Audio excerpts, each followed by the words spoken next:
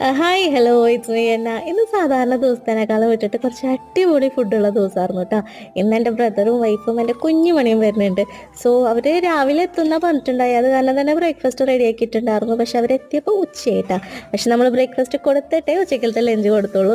രാവിലെ പുട്ടും ബീഫും ഇഡലി ചട്നി ചമ്മന്തി ദോശ അങ്ങനെയൊക്കെയായിരുന്നു കേട്ടോ ഉണ്ടാക്കിയിട്ടുണ്ടായിരുന്നത്.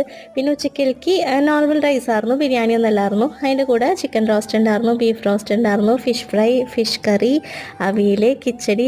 കിച്ചടി ഇതെന്ത് യൂസ് ചെയ്തിട്ട് ഉണ്ടാക്കിയെന്ന് എനിക്ക് വലിയ പെടുത്തില്ല. കുമ്പളങ്ങ ആയിരിക്കണം. ഇത് ഞാൻ കഴിച്ചില്ല, ഉണ്ടാക്കിയത് ഞാൻ കണ്ടുമില്ല കേട്ടാ.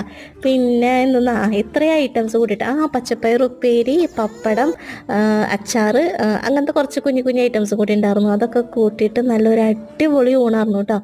ഇങ്ങനത്തെ ഒരു ഫുഡ് ഉണ്ടെങ്കിൽ സത്യത്തിൽ നമുക്ക് ബിരിയാണി ഒന്നും വേണ്ട, ഇത് മതി കഴിക്കാനായിട്ട്. അപ്പോൾ അത്രയേ ഉള്ളൂ. Tata by. It's me henna.